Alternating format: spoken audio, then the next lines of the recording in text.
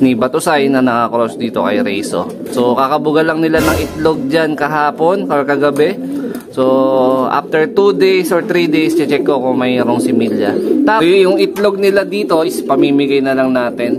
Meron ako napili na pamibigyan ng itlog nila dito. So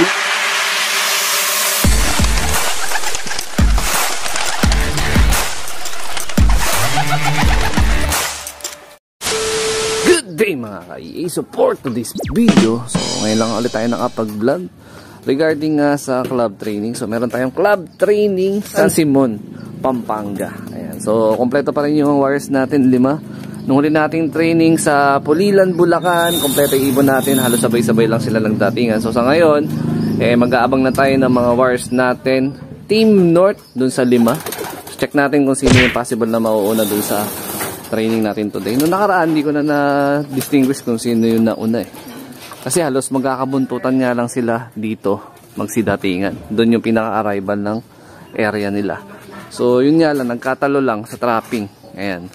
So, may mga pasaway pa tayo ibon sa trapping, pero kahit pa paano, hindi naman sila ganun katagal na natili sa labas. So, sa ngayon, sinubukan natin sumali sa pooling kung ano magiging senaryo ng ating training. Ayan, napakaganda ng panahon ngayon. Grabe. Tapos, yung iba nating ibon, especially yung Team South, is nandyan muna. Quarantine muna sila. Hindi muna tayo magpapalipad ng mga ibon. Ayan. Pag nag-aabang tayo ng pauwian sa ilang minuto na lang, may mga magkaklak na. Kasi ng mga nakaraan, ang bilis ng mga ibon ng mga kalapatids natin. So, konting update lang tayo sa mga payang birds natin. Ayan. So, nung nakaraan, nag-vlog ako, halos wala pang balahibo to. Nasabi ko, malamistisa na bloodline ni Sir Dennis Palma na Old Line Victor Lim na nakakross dito sa Jersey na Abuyog, Leyte. Ayan. Ito is full sibling ni Marites, yung nailaro nung nakaraan ng fan race ni Kumparing Dabarkads na nag-9th overall dun sa club niya dyan sa May Maligaya. Ayan. So, ito, parehas per out natin. May mga mangilan-ngilan na nag-e-inquire pero so far, wala pang nagko-close deal. Ayan. So, available pa yan until now. So, rektang mensahe lang kayo sa Facebook page. Yan, first come, first serve tayo. Tapos, dito sa mga iba nating warriors, meron na naman tayong gagawin dahil ito na ang magiging huling clutch ni Batusay na nakakross dito kay Reiso. So, kakabuga lang nila ng itlog dyan kahapon or kagabi. So, after 2 days or 3 days, check ko kung mayroong similya. Tapos, ang gagawin nating senaryo dyan is ipapayaya ulit natin dito sa kabilang breeder. Ayan. So, yung itlog nila dito is pamimigay na lang natin. Meron ako napili na pamibigyan ng itlog nila dito. So, mayayari swap sila. Itlog dito ni Batusay, papayaya natin. Kagaya dito sa nangyari dito, pinayaya lang din natin itong dalawang ibon na to. Kasi magaling magsubo, tsaka magaling maglimlim tong pairing na to. Kaya hindi natin sila babaklasin muna. Napagpahinga naman na rin sa atin noong nakaraang month to. So ngayon, okay pa rin sila na maging foster parent. No? Tama po ba yun? So, yung pairing nila, yung mga nakaraan na mga inanak na itong mga to, is kahit pa paano nakakatawid naman ang dagat. So meron din talaga akong plano na ilipad ulit yung mga linyada nila. Pero sa ngayon kasi meron lang tayo ipa-priority. Tapos sayang naman din kasi itlog kung meron similya, maigi na ipamigay na lang natin. Meron na ako napili. So yun, sana magpisa sa kanya. Tapos ito, sana magsimilya yung last clutch nila kasi mahabang panahon na ipagpapahingayin ko si Batusay. At plano kong gawin na flyer muna ulit. Kumbaga palili pa rin natin siya dito para makondisyon. Pero yung isa kasi is batcher yan dun sa isang tropang kalapatids natin na OFW champion pansir dito sa amin sa Bulacan. So gagawin natin dyan, dito na lang muna yan sa stockboard section. Kasi nga batcher sa kanya yan, matnog finisher niya yan. The same time, yung mga lahi nun, mga Abuyog Leyte line, mga Reiso nga. So gagawin natin, pagpapahingay natin. So dito, mag-aantay na tayo ng antimano kasi nga any moment is meron ng mga possible na dumaan dito sa north. Itong part na to, yan yung north na line natin. Diyan yung mga daanan ng mga ibon pabalik dito sa San Jose del Monte, tsaka dun sa along Caloocan, tsaka Quezon City. A few moments later. At ayun, awit, di pala naka-on yung video natin. Nagpa-vlog tayo, haba pa naman ang video natin mga ka-EA. So yun mga kalapatids, muaba na si White Top. So ito si White Top is anak to ni Japan Dagit eh.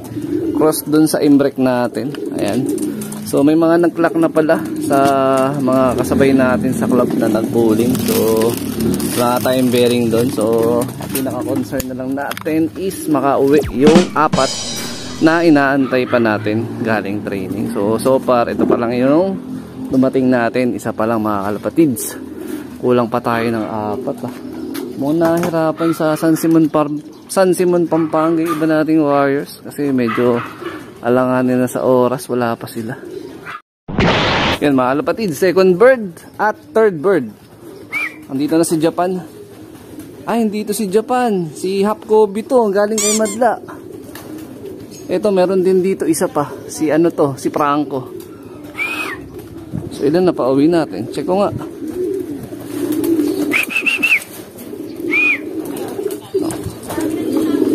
O yun nga, si Hapkobi. So kulang pa tayo ng 2 pa mga kalapatids. Ayan. Ang babara ako na isang mga bird natin dun, no? Kulang pa tayo 2 mga ka-EA. Bigyan na rin natin sila ng All Herbs Probiotic pansalubong. Nailang sa atin si Franco. Ayun na, sunod-sunod na nagdatingan yung mga ibon natin. So, ang kulang na lang natin ay si Japan Dagit. Kasi nandito na sila Kastama. Ayun sila Kastama, oh. Yung pares ni Japan Dagit.